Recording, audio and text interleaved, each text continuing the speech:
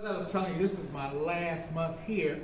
I was a pop-up in 2020. Okay. I came in March of 2020. I closed in March of 2020 because they closed the building due to the pandemic. Okay. Came back in August of 20, and I've been here for 3 years now. Okay. 3 years, and they advised me last week that they've got other people in the pipeline now from Techtown. Which Okay. This is an incubator space Okay. for aspiring entrepreneurs, which I've been doing it before, but I just had a break. I got in here. Okay. So now I am moving out, and my new space won't be ready for another 90 days, something like that. Oh, well, at least it'll be soon. It'll be soon. No, Okay. So it'll give me time to regroup. Okay. And, I have done well here for there to be no traffic. Okay. Okay. And I'm looking forward to this new experience. I won't say where I'm moving yet. Okay. No, we're not gonna disclose that right now. I'll get the exclusive later. Okay. Yeah. And so another aside to why I moved here. When I originally moved here, it was to present this artist up here. All this artwork up here. Okay.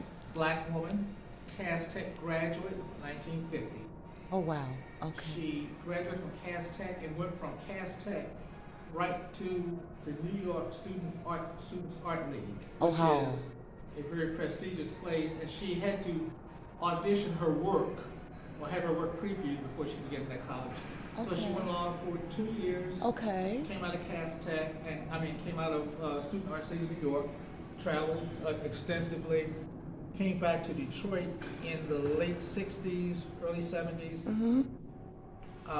Belonged to several arts organizations, but she never got a footing because she had paranoid schizophrenia. Okay. And she was dealing with that. Okay. In her art. So in 1972, she was fully committed to an institution. Okay. Psychiatric institution here in Detroit. Okay. So 1995, they closed all the institutions here in Detroit. I remember that period of time, yeah. And she went to Lauderhill, Florida. I don't know whether friends got her there or family got her there. They're really picky about records on that type of thing. Okay. So she's in Lauderhill, Florida. Okay. When I bought this artwork, I did the research and found out that she was at a place called, she was at a halfway house in Florida, but she visited a place called the Nine Muses Art Center for the Mentally Ill. Oh, wow. And how awesome. she goes at the time I went there in 2017, she was going 2 days a week, and she was doing 3 pieces of art every day. Wow. They had thousands of her pieces. Wow. So when she started selling her work, when the art center started allowing people to sell their work, they found out they had another problem.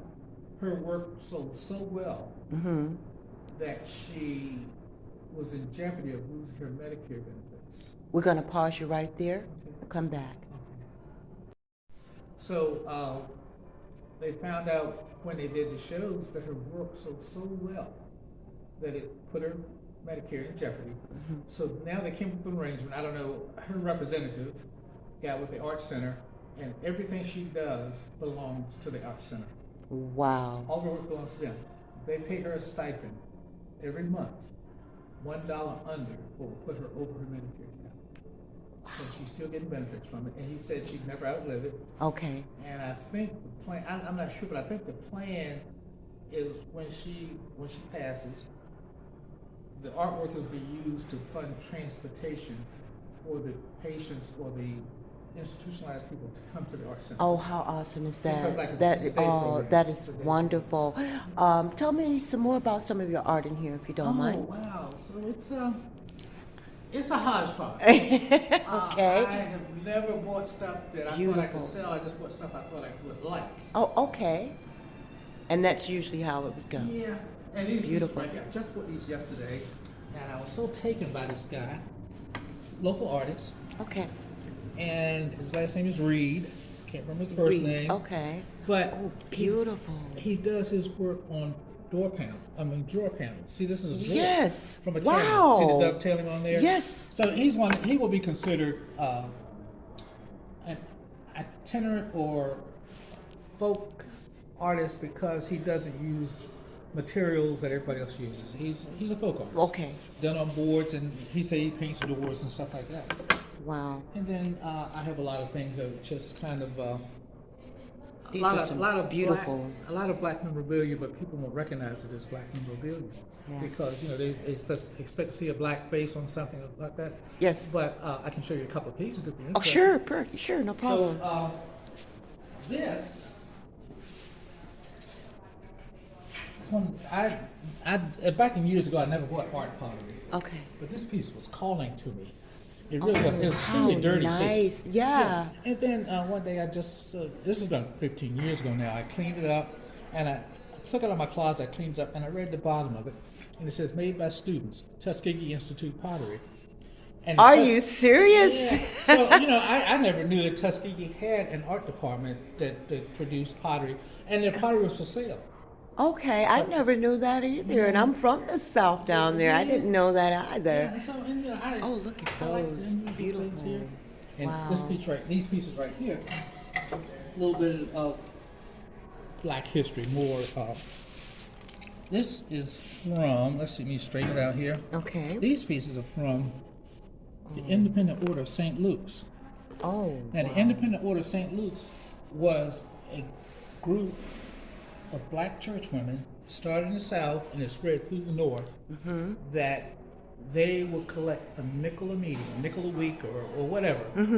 And the purpose of that was to bury their loved ones because they could not get life insurance in the South and North Cities. They could not get life insurance from white companies. okay. They couldn't get life insurance until North Carolina Mutual came along in the late 50s, something like that. Okay. To offer life insurance.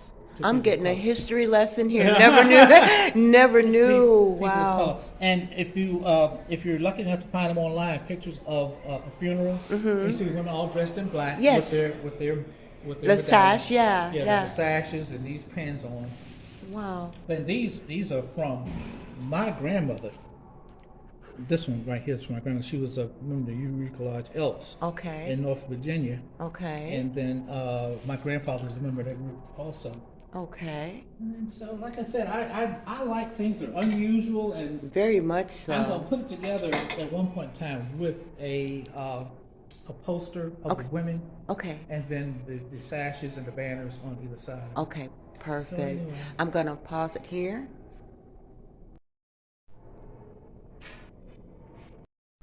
So this Gauguin inspired piece also came from the artist I was talking about, Greg from Cass Tech. Violet King is her name, and I don't know if that's her work. I think it is her work because the leaves on those trees kind of have a similar. Other pieces she had, they have that similar leaf pattern there. Okay. But yeah, so it's just one of those things I've enjoyed. I've been in business 40 plus years. Okay. And it's just been one of those things where every day is something I learn Okay. from someone that comes in the door that knows a little bit more than I do. Okay. And I always just appreciate that. Well, I really appreciate your time, thank and you. I really got a lesson here today. Oh, okay. And you have some beautiful, beautiful artwork here, and I'm just gonna pan here. I mean, just everything in here is just so lovely. And tell me your name once again. Faruma Paul Williams. It's such a pleasure to meet you. Thank you. Thank you so much. All right, thank you so much, and you have a good day. You do the same. All right, bless you. Uh-huh.